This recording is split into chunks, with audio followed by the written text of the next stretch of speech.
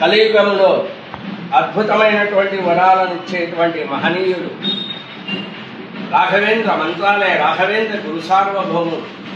అద్భుతమైనటువంటి దివ్యమైనటువంటి మహిమ కలిగినటువంటి వారు. ఈరోజు మనం చూస్తూ ఉన్నాం, సమాజంలో ఎన్నో సమస్యలతో ఎన్నో బాధలతో సతమతమవుతున్నటువంటి జనాలు ఎక్కడికి వెళ్ళాలో ఏం చేయాలో తెలియని దిక్కుతోచనటువంటి పరిస్థితిలో ఉన్నటువంటి ఈ సమయంలో, ఈ భయంకరమైనటువంటి కలియుగంలో ఒకే ఒక్క గురువు, ఒకే ఒక్క మహనీయులు మంత్రాలయ రాఘవేంద్ర స్వాముల వారు నేనున్నాను మీకు అని అభయమిస్తున్నారు.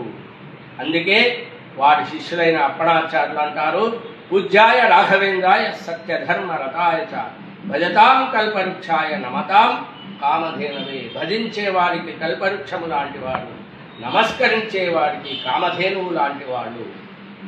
ఇలాంటి రాఘవేంద్ర స్వాముల వారిని ఒక్కసారైనా మంత్రాలయానికి వెళ్ళి దర్శించుకోండి, జీవితాన్ని పావనం చేసుకోండి. మీ సమస్యలను గురువుల ముందు, బృందావనం ముందు నిలబడి చెప్పినట్లయితే రాఘవేంద్ర స్వాముల వారు తప్పకుండా అనుగ్రహిస్తారు. గతంలో మనం ఎన్నో చూశాం. అగమ్య మహిమాలోకే రాఘవేంద్రో మహాశయ అంటారు.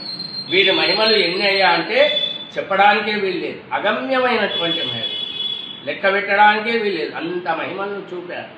ఎలా అంటే కళ్ళు లేని వాళ్ళకు దివ్యమైనటువంటి దృష్టి ఇచ్చినటువంటి మహానుభావుడు, కాళ్ళు లేని కుంటివానికి ఎంతోమందికి కాళ్ళను ఇచ్చినటువంటి వాడు, సంతానం లేనటువంటి ఎంతోమందికి సంతానాన్ని ప్రసాదించినటువంటి మహానుభావుడు. అలాగే ధన ధాన్య వస్తు వాహనం ఎలాంటి కోరిక ఉన్నా కూడా, ఎలాంటి అభిలాష ఉన్నా కూడా నెరవేర్చేటువంటి మహనీయులు ఈ మహానుభావులు. అందుకే అంటారు, అపేక్షిత ప్రదాతాన్యో రాఘవేంద్ర న విద్యతే. అపేక్షిత ప్రదాతాన్యం, అపేక్షిత అంటే మీ కోరిక ఏముందో, మీ సమస్య ఏముందో గురువుల వారి ముందు పెడితే తప్పకుండా ఆ సమస్యకు పరిష్కారం లభిస్తుంది.